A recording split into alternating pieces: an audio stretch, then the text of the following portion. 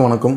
வாழ்க்கையில் நம்ம எடுக்கக்கூடிய முடிவுகளும் செய்யக்கூடிய செயல்களும் சரியான வகையில் அமைகிறதுக்கு நம்மளுடைய ஜாதகத்தில் தசாபுத்திகள் சரியான அமைப்பில் லக்ன அடிப்பில் யோகமான ஒரு அமைப்பில் இருந்துச்சுன்னா அனைத்துமே சரியாக நடக்கும். திசையில் சனி புத்தி, சனி திசையில் செவ்வாய் புத்தி, குரு திசையில் சுக்கிர புத்தி, சுக்கிர திசையில் குரு புத்தி, ராகு திசையில் கேது புத்தி, கேதுல ராகு புத்தி, பகைப்பட்ட கிரகங்களுடைய தசாபுத்திகள் வரக்கூடிய காலகட்டம் தான் நம்ம வாழ்க்கையில் எடுக்கக்கூடிய பல முடிவுகள் தவறாக செல்கிறது. சுக்கிரனுக்கு குரு பகையும், குருவுக்கு சுக்கிரன் பகையும், சனிக்கு செவ்வாய் பகை கிரகம், செவ்வாய்க்கு சனியும் பகையும், கேதுகள் எதிரெதிர் கிரகங்களும், சூரிய திசையில் சனி புத்தியும், சனி திசையில் சூரிய புத்தி. இப்போ இந்த புத்திகள் வரக்கூடிய அந்த காலகட்டம் தான் நம்முடைய வாழ்க்கையில் ஒரு வீடு கட்ட போகிறோம், ஒரு சொத்து வாங்குகிறோம், ஒரு பிஸ்னஸ் ஆரம்பிக்கிறோம், இப்போல்லாம் அகல்கால் வச்சு நம்ம தவறான முடிவு எடுத்து நம்ம மாட்டிக்கிறோம். பகைப்பட்ட கிரகங்களுடைய திசைகள் வரும்பொழுது பாதகாதிபதியாகவோ, அஷ்டமாதிபதியாகவோ, 6ஆம் அதிபதியாகவோ உங்கள் ஜாதகத்தில் பாதிப்படைந்த கிரகமாக இருந்துச்சுன்னா 100% உங்களுக்கு